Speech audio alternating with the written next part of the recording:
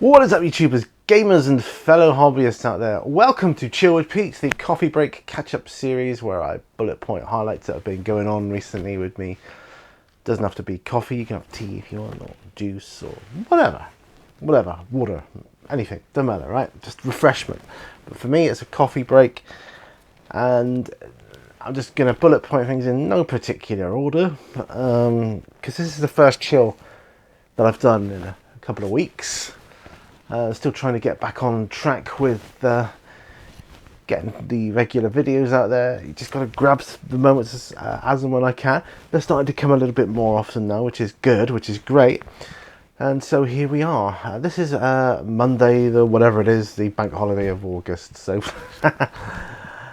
and yesterday was the classic car show that they have every year in Seaton on the front, and it's I love it. I love going down there and looking at all those lovely classic cars. And I said to Mrs. Minnie on the way down, I said, I won't be happy unless I see a Mark II Jaguar, because they are my absolute favourite classic car. Anyone that doesn't know what a Mark II Jaguar is, it's the classic car, red car that Inspector Morse drives in his series that he did on TV. So, you know, as the inspector of the that detective show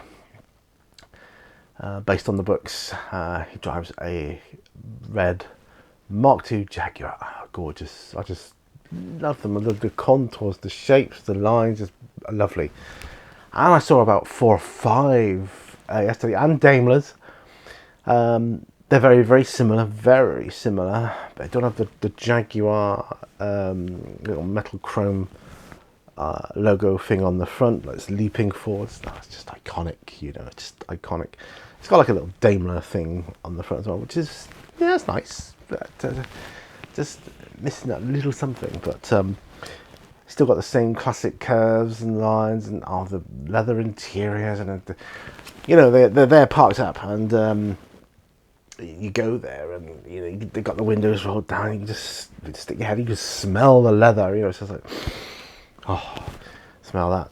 Yeah, I fell in love with this. It was a red. It's funny enough, it was a red one, not the same shade of red as Inspector Morse. It's a bit of a brighter red, but yeah, Mark II Jaguar 3.8. Just absolutely gorgeous car, lovely. And I'll talk more in depth about these things. I know I'm going in a bit in depth here now, but I spoke to the owners and that, but I'll tell you more about that in and on the bench or on the beach. I think on the benches are more popular than on the beaches, which I'm surprised at. Actually, yeah, that's something I can talk about.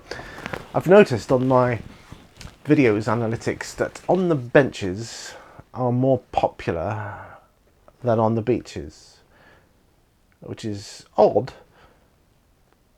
I mean, I try to put more effort into the on the beach ones. Still a paint-along video, but maybe I'm not. And I film them at a higher resolution as well, but maybe I'm just not cutting the mustard, as they say on those at the moment, so that's fine. Right, so yeah, it's good to do a chill. Yes, I've got a little bit of a list here, not much, just an aid to memory. So this is the first one in a couple of weeks. It's just nice to get back and do this and be in my hobby room, which is actually a lot bigger than it looks on the videos. When I look back on my videos, I think it looks smaller on video than it actually is. It's quite large, you know. It's a lot wider than my old studio used to be. But maybe it's the way I've got things cluttered up around each other. That probably isn't helping. That's probably the reason for that. But yeah, I've just got too much stuff in the way, I think. Not a problem. The carnival is coming up soon as well. I can't believe the carnival's almost here. Carnival is almost upon us. It does seem a little while ago since the last year's carnival, but at the same time, I'm remembering all quite well. quite vividly, and it's like not like a million miles away, but it just has felt like, well, the carnival for this year is way away yet, but it's not. It's only weeks away. I was going to have my first sip of coffee, actually. Yeah, hang on. Here we go. Link for the video, remember? So our daughter's coming up for the carnival weekend. It's going to be nice. Oh, we're going to book a place called The Flip Side, which is like a homemade burger joint. And it's going to be a sad event because they're closing that month. So it's going to be one of the last times we can go there, which is a huge shame. And I understand they've put their reasons up. Like, they just want to do different things now. You know, making burgers isn't what they want to do for the rest of their lives. And that's fair enough. Absolutely fair enough. Spend time with the family, blah, blah, etc. Hey, time is much more important, you know, than money, right? I've always said that. Well, I've said it for the sort of second half of my life, you know, I suppose. So that's good. The summer, I wanted to mention the summer because, yeah, it's a nice sunny day today, but overall it's been a very poor summer, hasn't it? Don't you think? Do you agree? I mean, I know living here, get a lot more sunnier weather than I ever did when I lived back in Plymouth, because it just used to rain there all the time.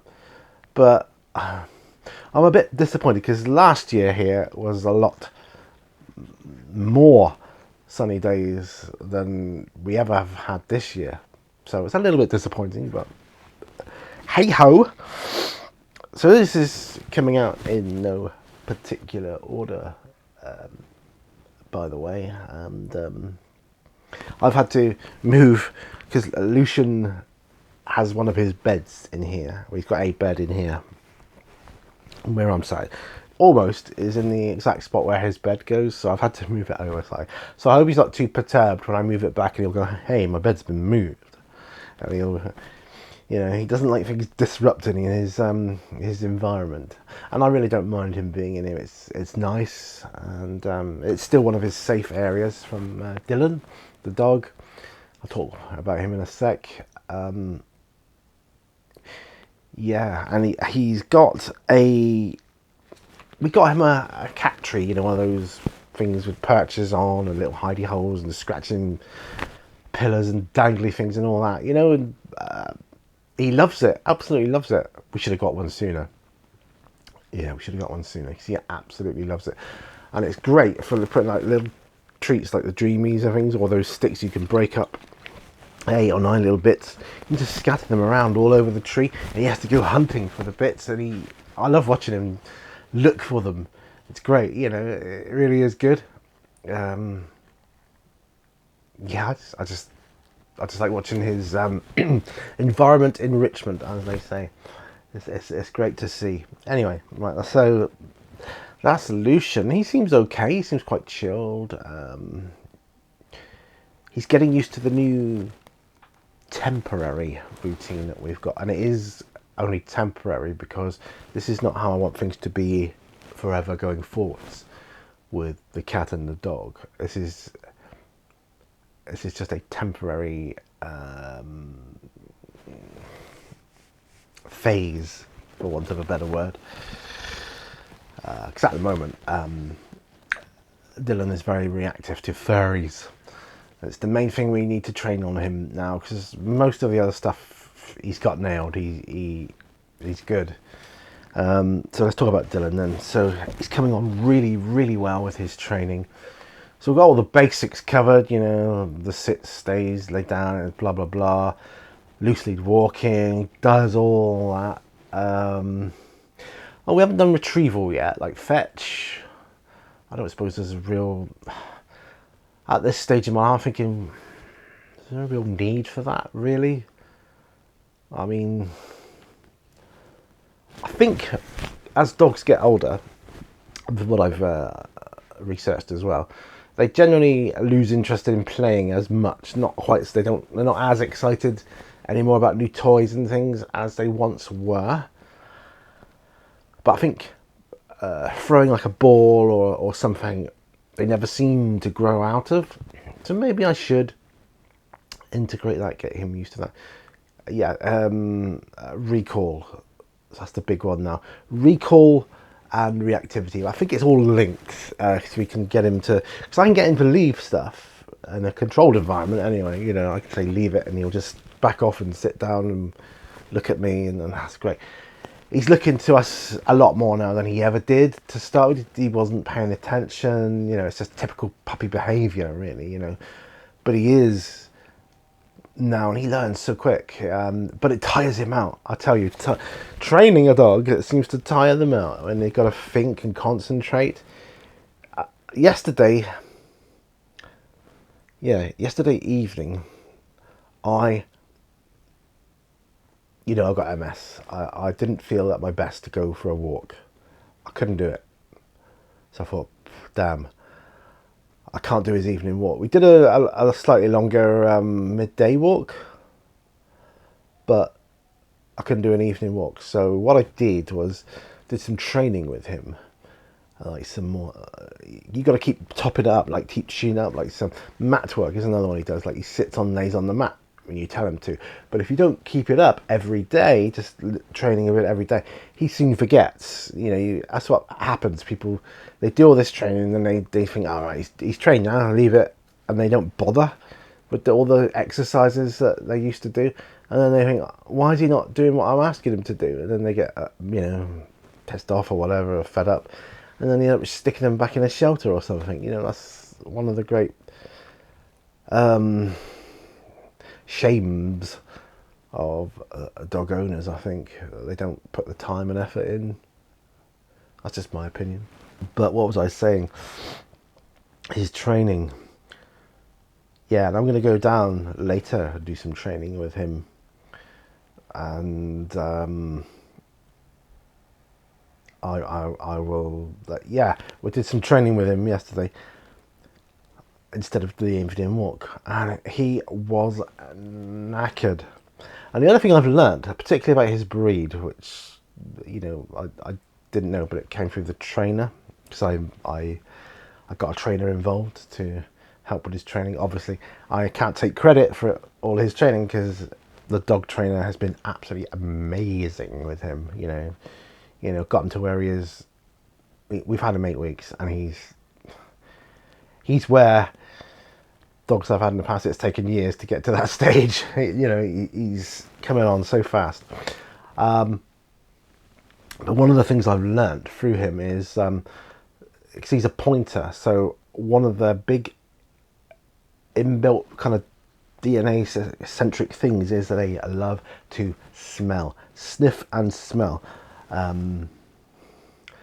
Like, for instance, I've had Jack Russells, as you know. They're bred for ratting and, you know, getting things out of holes and things like that. That's what they're bred for. They're natural ratters. Well, Dylan is a natural tracker. So he tracks and sniffs. The idea is because they're like gun dogs, right? So they track birds in like hatches or wherever, you know, and then they point to the bird and they ferret them out. They make them startled and they fly off, and then whoever's hunting shoots the birds, and that's the classic cliche thing. But the point the trainer was making was his reward when he's out, he's in that mode. His desire to smell new smells overrides any desire for food or treats. So you can offer him treats at that point, he won't take it. He's more interested in sniffing. So the reward in those situations isn't giving him a treat, it's to let him sniff. Yeah. But the other side effect of that is sniffing, this is what I learned as well, tires them out more so than walking and running.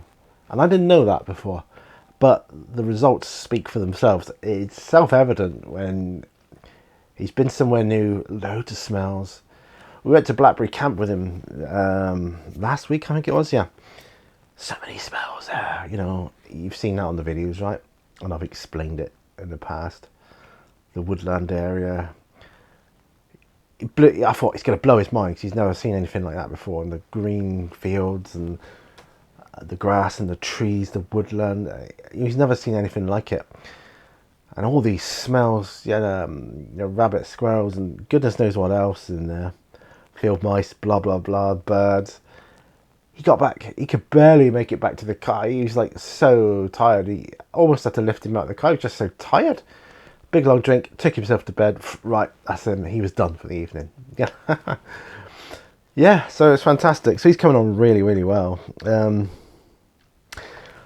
other thing, I know these racks, and I've redone the areas here, yeah, for my books and games and things, and it looks fantastic. I think it looks great. But I'm going to be revamping the shelving and racking system for Mini Warzone in general, for the hobby room in general, for two reasons.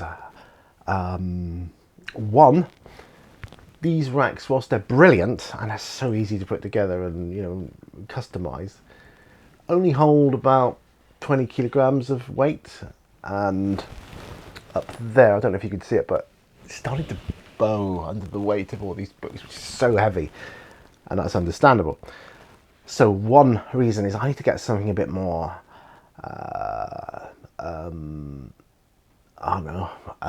sturdy to take the weight. And I've located the shelving I want.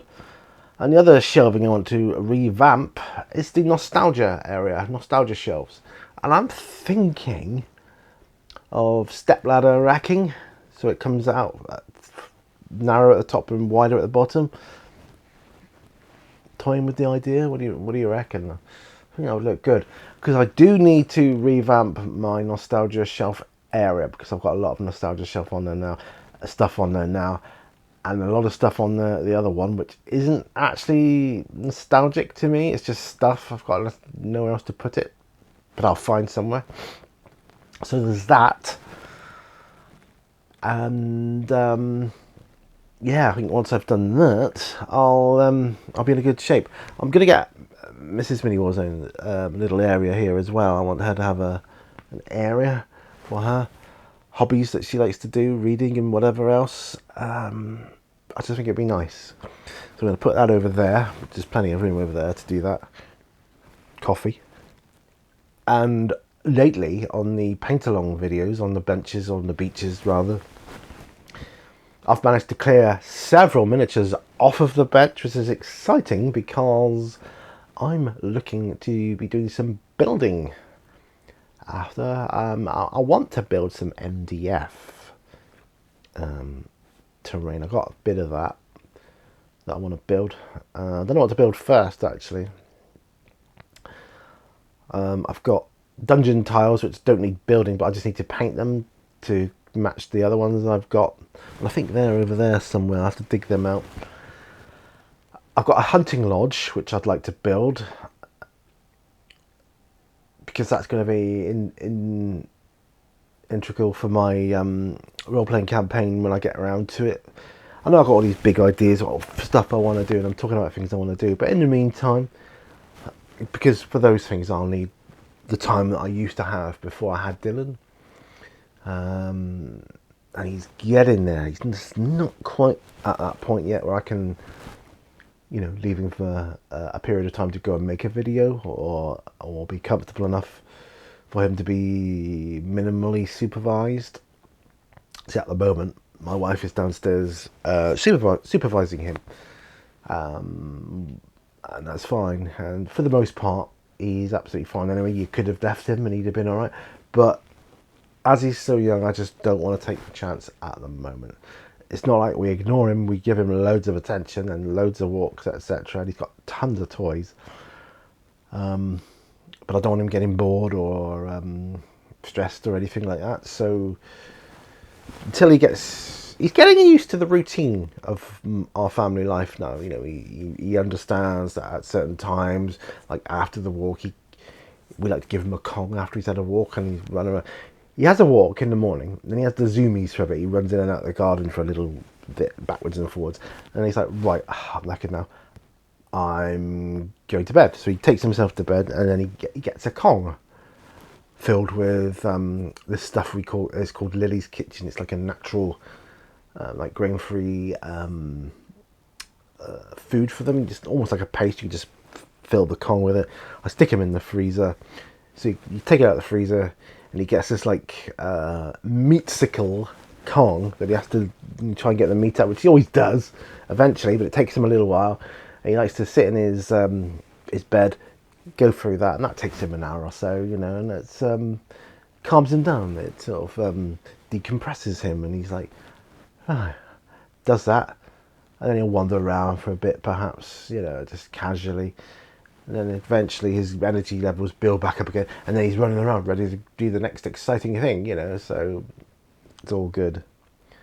So I better have some more coffee. Realised I've been rambling there for a while, but that's okay. That's okay. Rambling's good. Let's have a look, see what the battery level is like. Got 1 bar left, so I better end up pretty soon anyway, because I've run out of things to talk about now. Just to say, I'm really looking forward. I've got some more stuff for the nostalgia shelf. So the last time I did a video on that, which was, I think it was the first video I did on it, but I've got a load of stuff since then that's been added to the nostalgia shelf, and I'm very proud of. So I'd like to showcase those sometime. Anyway, that's me done. Coffee all done, chill all done. I hope you're well chilled out. 22 minutes, that's about average for a chill with Pete. Anyway, that's it. It's been great to do this for you, this little update chill. So thanks very much for watching. Remember, all brushes lead to war, and I'll see you on another video. Bye for now. Bye bye.